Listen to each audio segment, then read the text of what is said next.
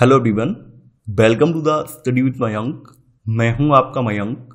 हम लोगों की यहां पर क्लास 8 की ओल्ड एनसीईआरटी वर्ल्ड ज्योग्राफी चल रही है। आज आपका इसी क्रम में चैप्टर नंबर 6 है। यहां पर हम लोग एशिया भौतिक भूदृश्य अध्याय को पढ़ेंगे। तो चलिए स्टार्ट करते हैं आज का वीडियो। देखते हैं हमें क्या क्या डिस्कस करना है। यहाँ पर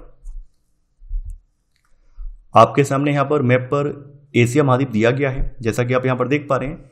तो ये एशिया महाद्वीप आपका पूरा एशिया महाद्वीप ही है, जो कि आपके सामने यहाँ पर मैप पर लगाया गया है। तो विश्व के कुल भूभाग का 1/3 भाग जो है एशिया महाद्वीप में है। इस प्रकार से 7 महाद्वीपों में एशिया महाद्वीप जो है सबसे बड़ा महाद्वीप है। इसके अक्षांशीय विस्तार की बात करें तो इसका अक्षांशीय विस्तार जो है 10 डिग्री दक्षिणी अक्षांश से लेकर 80 डिग्री उत्तरी अक्षांश के बीच में है। देखिए, ये जो है इक्वेटर लाइन जा रही है और यहाँ पर आप देख पा रहे होंगे दक्षिण पूर्व एशिया के कुछ द्वीप समूह हैं, जैसे मलेशिया है, इंडोनेशिया है। ये लगभग दक्षिण गोलार्ध में जाके पड़ते हैं। यानी मलेशिया के नीचे यहाँ पर आप देख पा रहे हैं ये वाला इंडोनेशिया वाला सेक्शन जो है ये दक्षिण गोलार्ध में पड़ता है। तो एशिया जो है यहाँ से स्टार्ट होता है 10 डिग्री दक्षिणी अक्षांश से स्टार्ट होकर ये 80 डिग्री उत्तरी अक्षांश तक इसका अक्षांशीय विस्तार है। तो यहाँ पर वही चीज बताई गई है। परंतु एशिया की जो मुख्य भूमि है, मुख्य भूमि का पूरा पार्ट जो है विषुववृत्त के उत्तर में यानी उत्तरी गोलार्ध में अवस्थित है। यानी इसकी जो मुख्य भूमि है, अधिकांश जो भूमि है वो उत्तरी गोलार्ध में ही पड़ती है। हालांकि इसका विस्तार जो है दक्षिणी गोलार्ध में भी थोड़ा सा हो जाता है। इसका पूर्व पश्चिम विस्तार जो है, यानी इसका देशांतरी विस्तार बताया गया। इसका पूर्व पश्चिम विस्तार जो है 25 डिग्री पूर्वी देशांतर से लेकर 170 डिग्री पश्चिमी देशांतर तक है। यानी यहां से लेकर इसका यहां तक ये विस्तार बताया गया है। चूंकि आप लोग जानते होंगे जो ग्रीनविच मध्याह्न रेखा है उसको 0 डिग्री माना गया है, तो इसके पूर्व में पड़ता है एशिया, उसके जो पूर्व में पड़ता है। तो यहां से लेकर यहां तक का विस्तार बताया गया है। यानी इसका पूर्व पश्चिम विस्तार जो है 25 डिग्री पूर्वी देशांतर से लेकर 170 डिग्री पश्चिमी देशांतर तक इसका विस्तार है। एशिया का अधिकतर भाग जो है पूर्वी गोलार्ध में स्थित है। जैसा कि आप देख पा रहे हैं, पूर्वी गोलार्ध का मतलब क्या है, क्योंकि जो ग्रीनविच मीन टाइम जो है वहां के पूर्व में ही पड़ रहा है, तो इस वजह से बोला गया है इसका जो अधिकांश विस्तार है वो पूर्वी गोलार्ध में है। लेकिन इसका कुछ भाग जो है पश्चिमी गोलार्ध में भी स्थित है। देखिए, कुछ भाग पश्चिमी गोलार्ध में इसलिए स्थित है, जैसा कि आप यहाँ पर मैप में देख पा रहे होंगे। देखिए, कई बार क्या होता है, कई बार अभ्यर्थियों के मन में ये आता है कि यूरोप जो है वो उत्तर अमेरिका महाद्वीप के नजदीक है, जबकि ऐसा नहीं है। अगर आप ग्लोब पर पूरी पृथ्वी को देखेंगे तो आप ये पाएंगे एशिया महाद्वीप उत्तर अमेरिका महाद्वीप के ज्यादा करीब है। जैसा कि आप यहाँ पर देख पा रहे हैं ये एशिया महाद्वीप है और ये जो पार्ट जो आप देख पा रहे हैं ये भी एशिया महाद्वीप है। तो यहाँ पर बेरिंग जलडमरू जो है ये इसको जो है उत्तरी अमेरिका महाद्वीप से जोड़ती है, यानी बेरिंग जल संधि इसके बीच में है, जैसा कि आप लोग जानते हैं। तो यहाँ पर आप देखेंगे एशिया महाद्वीप जो है उत्तर अमेरिका महाद्वीप के ज्यादा करीब है, जबकि यूरोप महाद्वीप इतना ज्यादा करीब नहीं है। तो कई बार अभ्यर्थी इस बात को लेकर कंफ्यूज हो जाते हैं।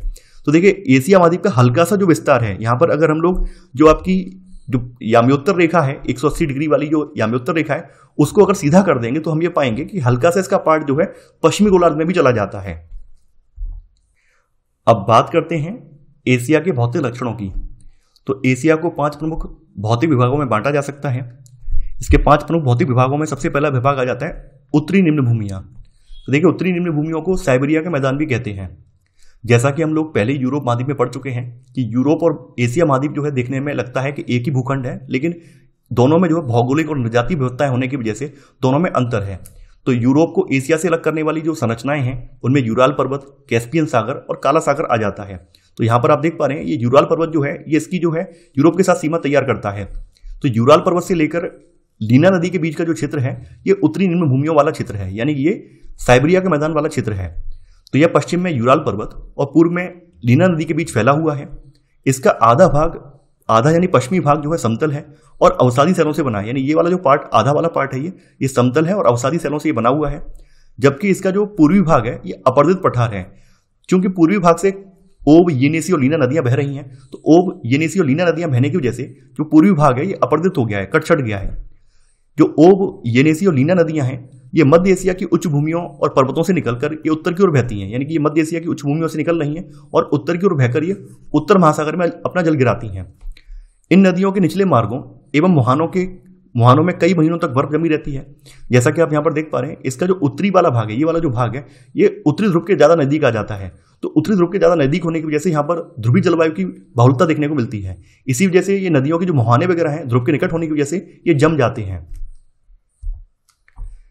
संसार की सबसे गहरी झील बैकाल, जिसकी गहराई है 1632 मीटर, ये साइबेरिया में स्थित है।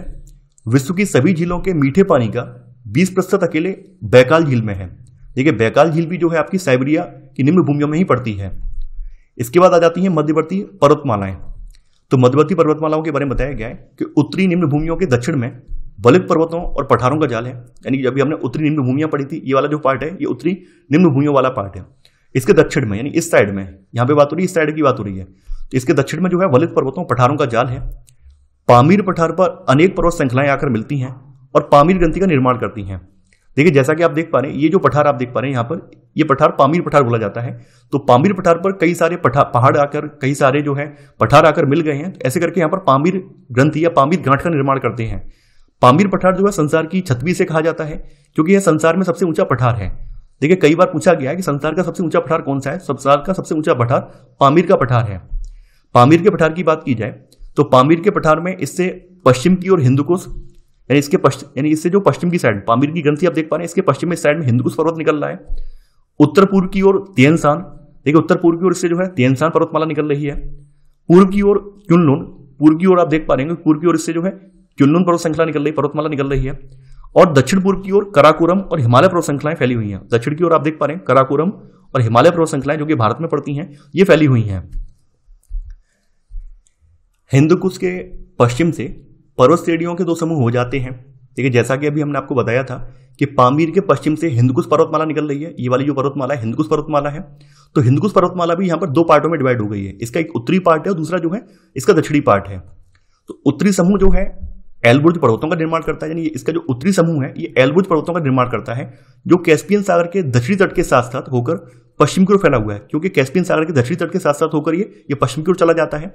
और वहीं इसका जो दक्षिणी समूह है, यानी कि जो आपका हिंदकुश का दक्षिणी समूह है, इसको जैग्रोस पर्वत के नाम से जाना जाता है। तो जैग्रोस पर्वत जो है अरब सागर के साथ साथ फारस की खाड़ी की ओर चले गए हैं और ये ईरान के पठार को चारों तरफ से घेरे हुए हैं। जैसा कि आप देख पा रहे हैं यहाँ पर हिंदकुश का जो दक्षिणी पार्ट है, जिसको जैग्रोस पर्वत के रूप में जाना जाता है, ये ईरान के पठार को चारों ओर से घेरे हुए, बीच में यहाँ पर ईरान का पठार है, जैसा कि आप यहाँ पर मैप में देख पा रहे हैं। पश्चिम की ओर बढ़ते हुए ये दोनों पर्वत श्रेणियां माउंट अराराट की ग्रंथि पर आकर मिल जाती हैं। देखिए एल्बुर्ज पर्वत और चैग्रोस पर्वत ये फिर से आगे जाकर, यहाँ पर आप देख पा रहे हैं आगे फिर से जाकर यहाँ पर एक माउंट अराराट की ग्रंथि है। जैसे पामीर की ग्रंथि थी, पामीर की ग्रंथि से बहुत सारे पठार निकले हुए हैं, बहुत सारे पर्वतमालाएं निकली हुई हैं, वैसे ही यहाँ पर एक आगे चलकर माउंट अराराट की एक ग्रंथि है, जहाँ पर ये दोनों पर्वत श्रेणियां जाकर मिल जाती हैं। और इसके बाद फिर आप ये देखेंगे माउंट अराराट से भी पश्चिम की ओर दो श्रेणियां और निकल जाती हैं। माउंट अराराट से दो श्रेणियां पश्चिम की ओर चली जाती हैं। देखिए माउंट अराराट से यहाँ पर आप देख पा रहे हैं दो श्रेणियां फिर से पश्चिम की ओर चली गई हैं। अनातोलिया का पठार जो उत्तर में पोंटिक पर्वत और दक्षिण में टॉरस पर्वत से घिरा हुआ है, ये प्राचीन शैलों से निर्मित है। देखिए यहाँ पर आप देख पा रहे हैं यहाँ पे माउंट अराराट के पश्चिम में जो है अनातोलिया का पठार है, टर्की में जो है अनातोलिया का पठार है। तो इसके उत्तर में जो पर्वतमाला यहाँ पर जा रही है, पर्वत श्रेणी यहाँ पर आप जा रही है, इसको पोंटिक पर्वत कहा जाता है। इस पर्वत को जो है पोंटिक पर्वत कहा जाता है। और वहीं दक्षिण की तरफ जो पर्वत है इसको टॉरस पर्वत कहा जाता है। ये वाला जो पर्वत है टॉरस पर्वत इसको कहा जाता है। और ये दोनों ही पर्वत जो है ये प्राचीन स्थलों से निर्मित हैं। देखिए काफी इंपॉर्टेंट है ये, कई बार ये पूछा जाता है। हिंदकुश के दो पार्ट कौन कौन से हैं, तो हिंदकुश के दो पार्ट आप बता देंगे, एल्बुर्ज उत्तर वाला है और दक्षिण वाला जो है जैग्रोस है। और हिंदकुश के जो दोनों पार्ट हैं एल्बुर्ज और जैग्रोस पर्वत, ये कहां पर जाके मिलते हैं, अराराट पर जाके मिलते हैं। अराराट के पश्चिम से फिर से दो श्रेणियां निकल गई हैं, उत्तर में पोंटिक पर्वत है और दक्षिण में टॉरस पर्वत है। अगर आप मैप से देखेंगे, मैप से समझने का प्रयास करेंगे तो आपको आसानी से समझ में आ जाएगा। अब देखिए एक बार फिर से मैं एक्सप्लेन कर दे रहा हूं कहां कहां पर कौन कौन सी चीजें हैं। देखिए जैसा कि आप यहां पर देख पा रहे हैं, ये वाला जो है ये पामीर ग्रंथि है, ठीक है। तो पामीर ग्रंथि से यहां पर हिंदकुश जो पर्वतमाला ये निकल रही है, तो हिंदकुश के दो पार्ट इधर हो जाते हैं। एक तो उत्तरी पार्ट जो है माउंट एल्बुर्ज है, ये आप देख पा रहे हैं। इसका जो दक्षिणी पार्ट है ये जैग्रोस माउंटेन है। और फिर यहां पर आप देखेंगे, यहां पर फिर इस साइड में माउंट अराराट की जो ग्रंथि आ जाती है, अराराट की ग्रंथि आ जाती है, ठीक है। तो अराराट की ग्रंथि के पश्चिम में उत्तर की ओर पोंटिक पर्वत निकल रहा है और दक्षिण की ओर फिर आप देखेंगे दक्षिण की ओर यहां पर जो है टॉरस पर्वत निकल रहा है। दक्षिण की ओर यहां पर जो है टॉरस पर्वत जा रहा है और ये दोनों पर्वत जो है अनातोलिया के पठार को कवर किए हुए हैं। बीच में यहां पर टर्की में अनातोलिया का पठार है। तो इसी वजह से मैंने यहां पर एक दूसरा मैप लगाया है ताकि चीजें आपको और अच्छे से समझ में आ जाएं। अब इसके बाद बात करेंगे पामीर के दक्षिण पूर्व में निकलने वाली पर्वत श्रेणियों की। तो कराकोरम और हिमालय की श्रेणियां जो हैं पामीर ग्रंथि के दक्षिण पूर्व की ओर फैली हुई हैं। जैसा कि आप देख पा रहे हैं पामीर ग्रंथि है, तो पामीर ग्रंथि के दक्षिण पूर्व में यहाँ पर कराकोरम और हिमालय की पर्वत श्रेणियां फैली हुई हैं। माउंट एवरेस्ट आप जानते ही हैं विश्व का उच्चतम शिखर है। और केटू जो है, केटू विश्व का दूसरा उच्चतम शिखर है। ये क्रमशः हिमालय और कराकोरम श्रेणियों से संबंधित हैं। विश्व की विशाल हिमानियों में से कुछ जो हैं ये कराकोरम श्रेणियों में पाई जाती हैं। देखिए जब हम भारत वाला पोर्शन पढ़ेंगे तो हम इन सब चीज़ों को डिटेल में पढ़ेंगे। क्योंकि अभी हम एशिया वाले भाग में इसको पढ़ रहे हैं तो इसका केवल ओवरव्यू हम जानेंगे, केवल हल्का हल्का इसके बारे में हम जानेंगे। दक्षिण में इन दो श्रेणियों और उत्तर में क्युनलुन श्रेणियों के बीच तिब्बत का पठार है। देखिए दक्षिण में इन दो श्रेणियों का मतलब क्या है, दक्षिण में कराकोरम और हिमालय श्रेणी के, और उत्तर में जहां पर आप देखेंगे, उत्तर में आप देख पा रहे हैं क्युनलुन पर्वतमाला के बीच में यहाँ पर तिब्बत का पठार है। ये वाला जो रीजन है ये तिब्बत का पठार वाला रीजन है। इसके उत्तर में स्थित तारिम बेसिन, देखिए इसके उत्तर में जो है तारिम बेसिन पड़ता है, यहाँ पर आप देख पा रहे हैं, यानी क्युनलुन पर्वतमाला के उत्तर में तारिम बेसिन है और दक्षिण में क्युनलुन तथा उत्तर में तीन सान से घिरा हुआ है। इन तीन जो यहाँ पर तारिम बेसिन है ये दक्षिण में क्युनलुन पर्वतमाला से और उत्तर में यहाँ पर फिर से तीन सान पर्वतमाला आ जाती है। यानी कहने का मतलब ये तारिम बेसिन जो है तीन सान पर्वतमाला और क्युनलुन पर्वतमाला के बीच में स्थित है। वहीं तिब्बत का पठार जो है क्युनलुन पर्वतमाला और कराकोरम के बीच में स्थित है। देखिए ये सभी जो अवस्थिति है ये मैप से बहुत अच्छे से क्लियर हो जाती है। तो मैं आप लोगों से आशा करूंगा कि आप लोग मैप की सहायता से, जो आपके पास ऑक्सफोर्ड एटलस है उसकी सहायता से अगर आप पढ़ेंगे तो चीजें आपको और स्पष्ट हो जाएंगी। तो इसी वजह से मैंने मैप लगाया है ताकि चीजें आपको समझ में आ जाएं। पश्चिम में तिएनसान पर्वतमाला, जैसा कि आप देख पा रहे हैं पामीर के पश्चिम में तिएनसान पर्वतमाला पड़ रही है, ये वाली पर्वतमाला की बात हो रही है। तथा उत्तर पूर्वी साइबेरिया, देखिए उत्तर पूर्वी साइबेरिया का पार्ट कौन सा होगा, लीना नदी वाला पार्ट होगा। ये वाला पार्ट जो है उत्तर पूर्वी साइबेरिया वाला पार्ट होगा। तो इनके बीच की बात हो रही है, यानी यहां से लेकर इस पार्ट के बीच की बात हो रही है। यहां पर कौन कौन सी पर्वतमालाएं हैं, तो पश्चिम में तिएनसान पर्वतमाला और उत्तर पूर्वी साइबेरिया की पर्वत श्रृंखलाओं के बीच यहां प्राचीन वलित पर्वतों अल्ताई, जैसा कि आप देख पा रहे हैं अल्ताई श्रृंखला है, अल्ताई याब्लोनॉय, यहां पर याब्लोनॉय पर्वतमाला है और स्टेनोवर श्रेणियों की खंडित अर्धचंद्राकार पहाड़ियां यहां पर हैं। यहां तारिम बेसिन और गोबी का विशाल ठंडा मरुस्थल भी है। देखिए जैसा कि आप देख पा रहे हैं यहाँ पर तारिम बेसिन भी है। तारिम बेसिन जो है तिएनसान पर्वतमाला और क्युनलुन पर्वतमाला के बीच में है। वहीं गोबी का जो मरुस्थल है ये तिएनसान पर्वतमाला और अल्ताई श्रृंखला के बीच में है, जैसा कि आप यहाँ पर मैप में देख पा रहे हैं। तिब्बत पठार के दक्षिण पूर्व में पर्वत श्रेणियां उत्तर दक्षिण दिशा में फैली हुई हैं, जैसा कि आप यहाँ पर देख पा रहे हैं। कराकोरम और क्युनलुन पर्वतमाला के बीच में तिब्बत का पठार है। तो तिब्बत के पठार के दक्षिण पूर्व में यानी इस साइड में यहाँ पर जो पर्वत श्रेणियां हैं ये उत्तर दक्षिण दिशा में ऐसे फैली हुई हैं, जैसा कि आप यहाँ पर मैप में देख पा रहे हैं। इस तरह से ये पर्वतमालाएं ये फैली हुई हैं। इनमें से कुछ श्रेणियां जो है दक्षिण की ओर म्यांमार में विस्तृत हैं, यानी कुछ श्रेणियां जो है दक्षिण की ओर म्यांमार तक फैली हुई हैं। इनमें से एक श्रेणी अंडमान निकोबार द्वीप समूह होते हुए हिंद एशिया, देखिए हिंद एशिया जो है इंडोनेशिया का नाम है, हिंद एशिया, सुमात्रा तथा जावा के द्वीपों तक फैली हुई है। यानी इनमें से एक श्रेणी ऐसी भी है जो कि अंडमान निकोबार द्वीप समूह जो आप देखते हैं अपने भारत के अंडमान निकोबार द्वीप समूह है वहां तक आ रही है, वहां से होते होते इंडोनेशिया के सुमात्रा और जावा द्वीपों तक ये फैली हुई है।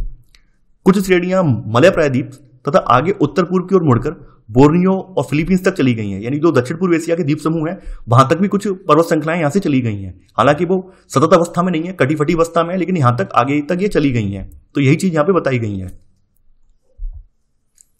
अब जैसा कि आप यहां पर देख पा रहे हैं तो ये आपका रहा तिब्बत का पठार और यहां से आप देख पा रहे हैं कुछ कुछ पर्वत श्रृंखलाएं जैसे अंडमान निकोबार द्वीप समूह तक ऐसे आ गई, यहां तक सुमात्रा जावा तक चली गई हैं इस तरह से, और कुछ कुछ पर्वत श्रृंखलाएं जो है इस तरह से यहां से मलय प्रायद्वीप और फिर आगे जो है फिलीपींस, बोर्नियो यहां तक चली गई हैं। तो ऐसे करके यहां पे बताया गया है। इसके बाद बात करेंगे हम लोग दक्षिणी पठार की। मध्यवर्ती पर्वतीय पट्टी के दक्षिण में कुछ पठार हैं जो कि अति प्राचीन शैलों से बने हुए हैं। यानी मध्यवर्ती दक्षिणी पट्टी हमने यहाँ पर देख ली है, ये वाली जो पट्टी देख ली है तो पट्टी देख ली, यहाँ पे तो पहाड़ी पहाड़ है। अब इसके दक्षिण वाला जो पार्ट है, दक्षिण वाले पार्ट की हम बात करेंगे। ये पार्ट तो मध्यवर्ती पार्ट था, यानी दक्षिण वाला पार्ट, यानी ये वाला जो पार्ट आप देख पा रहे हैं, ये वाला जो पार्ट है ये दक्षिण वाला पार्ट है। इस वाले पार्ट की बात हो रही है। तो यहाँ पर आप देखेंगे ये पठार जो है एशिया की मुख्य भूमि के दक्षिण की ओर निकले हुए प्रायद्वीपों के बड़े भूभाग हैं। इनमें अरब का पठार, जैसा कि आप देख पा रहे हैं इसमें अरब का पठार है। भारत का दक्षिणी पठार, भारत का जो दक्षिणी पठार है, दक्कन का पठार, ये इसमें शामिल है। और यूनान का पठार, और यहाँ पर यूनान का पठार, ये पठार इसमें सम्मिलित हैं। तो दक्षिणी पठारों में तीन पठार आ जाते हैं, एक तो अरब का पठार, दक्कन का पठार, भारत का दक्कन का पठार, और यूनान का पठार इसमें शामिल है।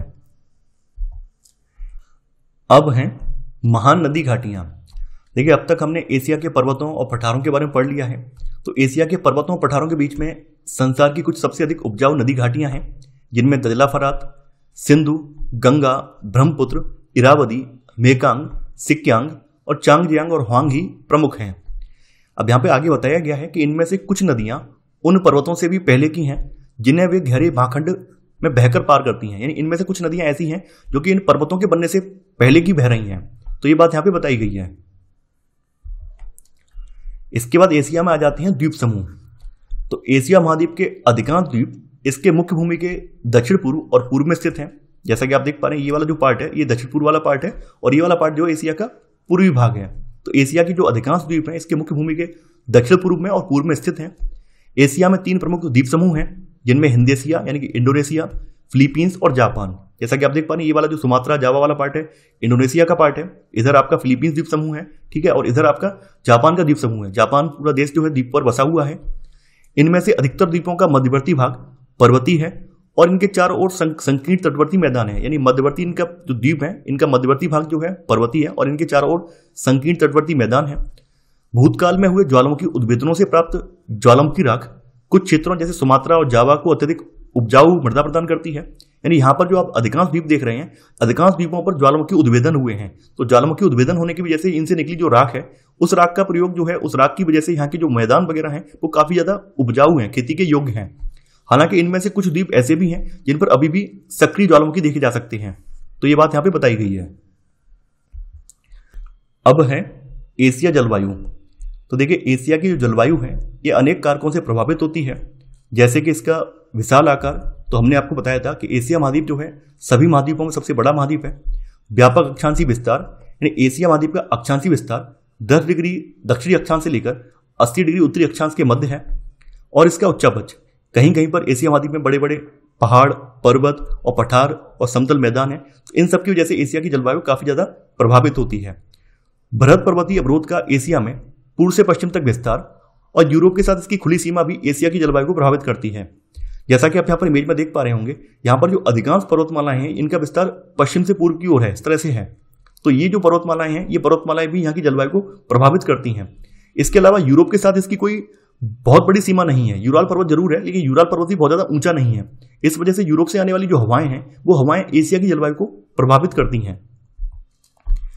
शीत ऋतु में एशिया के आंतरिक भागों में समुद्र से बहुत दूरी होने की वजह से तापमान हिमांक से नीचे चला जाता है। देखिए, सर्दियों के सीजन में चूंकि यहाँ का जो आंतरिक भाग है, आंतरिक भाग समुद्र से काफी ज्यादा दूर है, तो समुद्र से काफी ज्यादा दूर होने की वजह से ये समुद्र के समकारी प्रभाव से वंचित रहता है। तो यहाँ पर महाद्वीपीय जलवायु बन जाती है। तो इस वजह से क्या होता है, इस वजह से टेम्परेचर काफी ज्यादा डाउन हो जाता है। परिणाम स्वरूप यहाँ की जो वायु है ये सिकुड़ने लगती है और सघन और भारी हो जाती है। इसकी वजह से मंगोलिया के ऊपर उच्च वायुदाब क्षेत्र बन जाता है। यानी यहाँ पर मंगोलिया के ऊपर एक हाई प्रेशर जोन क्रिएट हो जाता है। और जैसा कि हम लोग पहले ही पढ़ चुके हैं, वायु हमेशा उच्च वायुदाब क्षेत्र से निम्न वायुदाब क्षेत्र की ओर बहती है। यानी वायु यहाँ से बहना स्टार्ट कर देती है, इधर उधर बहना स्टार्ट कर देती है। तो यहाँ पे वही बताया गया है, इस उच्च वायुदाब क्षेत्र से पवन बाहर की ओर चलने लगती है, जैसा कि आप यहाँ पर देख पा रहे हैं। अब चूंकि ये पवन जो है बीच में मंगोलिया वाले पार्ट से स्टार्ट हुई है, उच्च वायुदाब क्षेत्र यहाँ से बना है। अब यहाँ पर कोई समुद्र वगैरह या फिर कोई बड़ा सागर या झील तो है नहीं, तो यहाँ से जो चलने वाली पवन है शुष्क होती है। कहीं कहीं पर अगर सागर वगैरह पड़ जाता है तो अपने साथ ये नमी ले लेती है, वरना इस शुष्क पवन होने की वजह से यहाँ के अधिकांश क्षेत्रों में इस हाई प्रेशर जोन की वजह से वर्षा नहीं हो पाती है। तो यहाँ पर यही बताया गया है कि स्थलीय भागों से चलने के कारण ये शुष्क होती है। फलस्वरूप एशिया के अधिकांश भागों में शीतकाल में वर्षा नहीं हो पाती है, क्योंकि इसमें नमी नहीं होती है।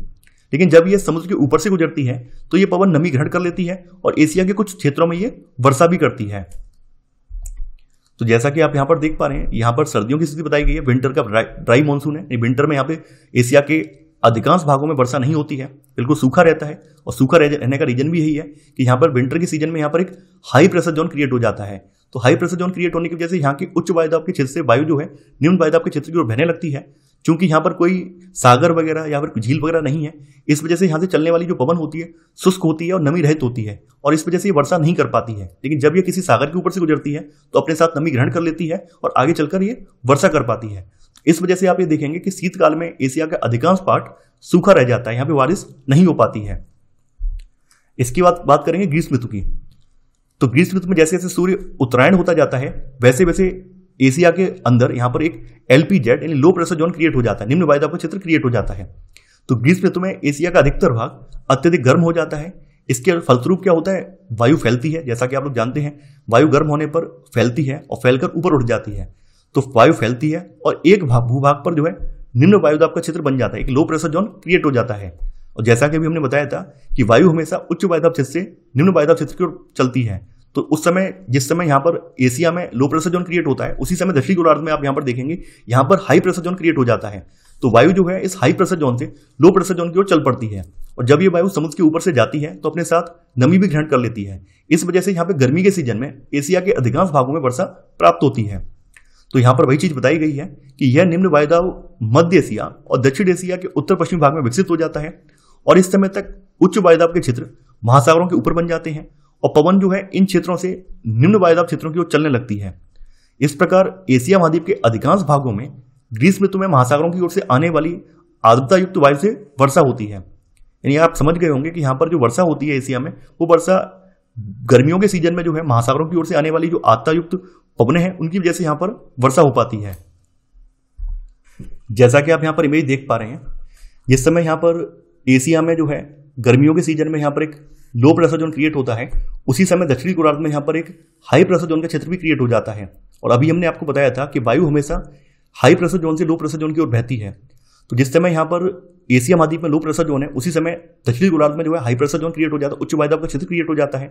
तो वायु जो है उच्च वायुदाब से निम्न वायुदाब की ओर चल पड़ती है, और जब ये वायु जो है सागरों और महासागरों के ऊपर से गुजरती है तो अपने साथ नमी ग्रहण कर लेती है, और यही वायु जो है आगे चलकर अपनी नमी को एशिया महाद्वीप में गिरा देती है, जिससे कि यहाँ पर एशिया महाद्वीप में गर्मी के सीजन में वर्षा प्राप्त होती है। अब आगे यहाँ पर कुछ फैक्ट दिए गए हैं। यहाँ पर बताया गया है कि उत्तर पूर्व साइबेरिया में वर्खोयांस्क उत्तरी गोलार्ध का सबसे ठंडा स्थान है। यानी वर्खोयांस्क जो है उत्तरी गोलार्ध का सबसे ठंडा स्थान है, और यहाँ पर जनवरी का औसत तापमान जो है -45 डिग्री सेल्सियस तक चला जाता है। इसके अलावा भारत के मेघालय राज्य का मौसिनराम विश्व का सबसे अधिक वर्षा प्राप्त करने वाला स्थान है, जो कि भारत में ही है मौसिनराम, तो विश्व का सबसे अधिक वर्षा प्राप्त करने वाला स्थान है। लेकिन एशिया में लाल सागर से लेकर मंगोलिया तक फैला विश्व का सबसे बड़ा क्षेत्र ऐसा भी है जहां पर बहुत कम वर्षा होती है। यानी ये जो लाल सागर आप देख पा रहे हैं, यहां से लेकर जो मंगोलिया तक का जो रीजन है, ये वाला जो रीजन है, ये कुछ ऐसा क्षेत्र है यहाँ पे वर्षा बहुत कम होती है। इस वाले रीजन की बात हो रही है, इस वाले रीजन की बात हो रही है कि यहाँ पर वर्षा बहुत कम होती है। अब एशिया की प्राकृतिक वनस्पति और यहाँ के वन्य जीवों की बात करते हैं। तो जैसा कि आप लोग देख पा रहे हैं, एशिया का जो उत्तरी वाला भाग है, ये वाला जो भाग है, चूंकि ये भाग जो है आर्कटिक वृत्त में पड़ता है, तो आर्कटिक वृत्त में पड़ने की वजह से ये वाले भाग में यहाँ पर ध्रुवीय जलवायु पाई जाती है। तो एशिया के उत्तरी तट के साथ साथ टुंड्रा वनस्पति की बेटी है। इस क्षेत्र की अधिकतर भूमि जो है वर्ष के अधिकांश समय में बर्फ से ढकी रहती है। वार्षिक वर्षा की बात करें तो वार्षिक वर्षा यहाँ पर लगभग 3 सेंटीमीटर तक होती है, और ये भी जो है मुख्यतः हिम के रूप में यानी कि बर्फ के रूप में होती है। यहाँ पर ग्रीष्म ऋतु जो है बहुत ज़्यादा छोटी और ठंडी होती है, जबकि शीत ऋतु यहाँ पर लंबी और बहुत अधिक ठंडी होती है, क्योंकि ये जो रीजन है, ये वाला जो क्षेत्र है, ये उत्तरी ध्रुव के निकट है। इस वजह से यहाँ पर सर्दियाँ जो है काफ़ी ज़्यादा लंबी होती हैं, बहुत ज़्यादा ठंडी होती हैं। इसके फलस्वरूप पौधे यहाँ पर लंबे नहीं हो पाते हैं। यहाँ के मुख्य पौधों की बात करें, यहाँ की वनस्पतियों की बात करें तो काई और लिचेन जो है, काई और लाइकेन या लिचेन यहाँ की मुख्य वनस्पति हैं। और इस प्रदेश का सबसे महत्वपूर्ण पशु जो है रेनडियर है। टुंड्रा प्रदेश के दक्षिण में जो है, जैसा कि आप देख पा रहे हैं, ये टुंड्रा प्रदेश है, और टुंड्रा के दक्षिण में ये वाला जो आप प्रदेश देख पा रहे हैं, ये वाला जो प्रदेश की बात हो रही है, इसको टैका कहा जाता है। तो टुंड्रा प्रदेश के दक्षिण में संगुधारी वनों की पेटी है, जिसे टैका कहते हैं। टैगा की बात करें तो टैंगा प्रदेश में वार्षिक वर्षा जो है 25 से लेकर 50 सेंटीमीटर के बीच में होती है, और मुख्यतः ये हिम के रूप में होती है। यहाँ पर शीत ऋतु जो है अत्यधिक ठंडी होती है, और ग्रीष्म ऋतु जो है मामूली सी गर्म होती है। बाष्पीकरण कम होने की वजह से थोड़ी सी वर्षा ही यहाँ पर वृक्षों के उगने और बढ़ने के लिए पर्याप्त होती है। क्योंकि इस रीजन में बाष्पीकरण कम होता है, तो बाष्पीकरण कम होने की वजह से यहाँ पर अगर हल्की सी वर्षा भी हो जाती है तो वो वर्षा भी यहाँ के पेड़ पौधों के लिए पर्याप्त होती है, उगने के लिए पर्याप्त होती है। यह प्रदेश जो है मुलायम लकड़ी वाले वृक्षों जैसे चीड़, फर और स्प्रूस के लिए जाना जाता है। यानी यहाँ पर टैगा वन पाए जाते हैं, चीड़, फर और स्प्रूस यहाँ के वनों के वृक्ष हैं। टैगा वनों में समूर का मतलब होता है फरधारी या फिर मुलायम बालों वाली खाल वाले जो जानवर हैं वो पाए जाते हैं, जैसे लोमड़ी, सैंबल, मिंक यहाँ पे पाए जाने वाले कुछ प्रमुख जानवर हैं। अब देखिए टैगा के दक्षिण में जो है, टैगा के दक्षिण में शीतोष्णकटिबंधीय घास के मैदान हैं, जिन्हें स्टेपीज कहा जाता है। जैसा कि आप यहाँ पर देख पा रहे हैं, ये शीतोष्ण घास के मैदान यहाँ पर आप देख पा रहे हैं, शीतोष्ण घास के मैदान है। देखिए मैंने यहाँ पर वही इमेज लगाया है जो आपके एनसीईआरटी बुक में दिया हुआ है। तो टैगा के दक्षिण में शीतोष्णकटिबंधीय घास के मैदान है, जिन्हें स्टेपीज कहा जाता है। यहाँ शीत ऋतु में अत्यधिक ठंड और ग्रीष्म ऋतु में साधारण गर्मी पड़ती है। यहाँ पर वार्षिक वर्षा की बात करें तो वार्षिक वर्षा यहाँ पर 20 से लेकर 40 सेंटीमीटर के बीच में होती है। चूंकि यहाँ पर गर्मियों में हल्की गर्मी पड़ती है, इस वजह से यहाँ पर वाष्पीकरण अधिक होता है। तो वाष्पीकरण अधिक होने की वजह से यहाँ पर होने वाली जो वर्षा है वो वृक्षों के उगने के लिए और उनके बढ़ने के लिए पर्याप्त नहीं होती है। इसी वजह से यहाँ पर प्रचुर मात्रा में हरी भरी घास भूमियां पाई जाती हैं। तो स्टेपीज जो है एशिया की शीत या शीतोष्ण घास भूमियां हैं। इन घास भूमियों में घास खाने वाले जानवर जैसे कि बारहसिंगा ये सामान्यतः पाए जाते हैं। अब बात करते हैं दक्षिण पश्चिम एशिया की। तो दक्षिण पश्चिम एशिया यानी ये वाला जो पार्ट है इसकी बात हो रही है, दक्षिण पश्चिम एशिया वाले पार्ट की बात हो रही है, ये वाले पार्ट की बात हो रही है। तो दक्षिण पश्चिम एशिया में अरब और थार के उष्ण मरुस्थल हैं, यानी एक तो अरब का मरुस्थल है ये वाला, और थार वाला डेजर्ट पड़ता है, ये वाला थार वाला डेजर्ट पड़ता है। तो दक्षिण पश्चिम एशिया में अरब और थार के उष्ण मरुस्थल हैं, जबकि मध्य एशिया में गोबी और तिब्बत के ठंडे मरुस्थल हैं। यानी एक तो गोबी का मरुस्थल एक ठंडा मरुस्थल है, और तिब्बत का जो मरुस्थल है ये भी एक ठंडा मरुस्थल है। तिब्बत का जो पठार है ये भी एक ठंडा पठार है, और गोबी का जो मरुस्थल है वो भी एक ठंडा मरुस्थल है। वहीं अरब और थार के जो मरुस्थल है वो उष्ण मरुस्थल है, गर्म मरुस्थल है। पेड़ पौधों की वृद्धि के लिए अनुकूल दशाएं न होने की वजह से यहाँ पर जो है छोटी छोटी कटीली झाड़ियां और कुछ निम्न कोटियों की जो घास है ये यहाँ पर उगती हैं। तो इन प्रदेशों के जानवरों की बात करें तो ऊंट, गधा और एक विशिष्ट प्रकार का छोटा हिरण जो है इस प्रदेश के प्रमुख पशु हैं। वहीं जो ऊंचे पठारी भाग हैं, ऊंचे पठारी ठंडे भागों में याक पाला जाता है। इसके बाद बात करते हैं यहाँ की मानसूनी जलवायु की। तो एशिया के दक्षिण पूर्वी और पूर्वी एशिया में मानसूनी वन पाए जाते हैं। देखिए एशिया का दक्षिणी पार्ट, ये एशिया का दक्षिणी पार्ट है, दक्षिण पूर्वी पार्ट ये वाला पार्ट है, और एशिया का पूर्वी पार्ट ये वाला पार्ट है। तो यहाँ पर जो है मानसूनी वर्षा वन पाए जाते हैं। इस प्रदेश में ग्रीष्म ऋतु गर्म और आर्द्र होती है। यहाँ अधिकतर वर्षा जो है गर्मियों के सीजन में होती है। शीत ऋतु यहाँ पर बहुत ज्यादा कठोर नहीं होती, शीत ऋतु यहाँ पर मृदुल और शुष्क होती है। मानसूनी वनों में बहुत से उपयोगी वृक्ष जैसे कि सागौन, साल, चंदन ये सभी मानसूनी वनों के वृक्ष हैं। और इन वनों का जो विशिष्ट पशु है यहाँ पर आपको हाथी देखने को मिलेगा। दक्षिण एशिया में आपको इन वनों का जो विशिष्ट पशु है वो हाथी यहाँ पर आपको देखने को मिलेगा। उत्तर पूर्वी एशिया में अपेक्षाकृत अधिक ठंडी जलवायु मिलने की वजह से शीतोष्ण वन पाए जाते हैं। यानी यहाँ पर इस साइड की बात हो रही है, उत्तर पूर्वी एशिया की, इस वाले पार्ट की बात हो रही है। तो उत्तर पूर्वी एशिया चूंकि यहाँ पर ध्रुव के निकट हो जाता है, तो उत्तर पूर्वी एशिया में अपेक्षाकृत ठंडी जलवायु मिलने की वजह से यहाँ पर शीतोष्ण कटिबंधीय वाले वन यहाँ पर देखने को मिलते हैं। एशिया के सुदूर दक्षिणी भागों में जो विषुववृत्त के अधिक निकट हैं यहाँ पर विषुवतीय वर्षावन मिलते हैं। यानी जो विषुववृत्त के निकट हैं, खास करके हिंद एशिया वाले यानी इंडोनेशिया के जो द्वीप समूह है यहाँ पर विषुवतीय वर्षावन यहाँ पर आपको देखने को मिलते हैं। इनमें विविध प्रकार के वृक्ष, पौधे और झाड़ियां मिलती हैं। इन वनों में लंगूर, बंदर और अन्य विविध प्रकार के वन्य प्राणी भी देखने को मिलते हैं। तो ये था हमारा आज का वीडियो। आई होप आपको आज का वीडियो पसंद आया होगा। आप लोग इस वीडियो को लाइक और शेयर करना बिल्कुल मत भूलिए। तो चलिए आज के लिए बस इतना ही। Thanks for watching. जय हिंद।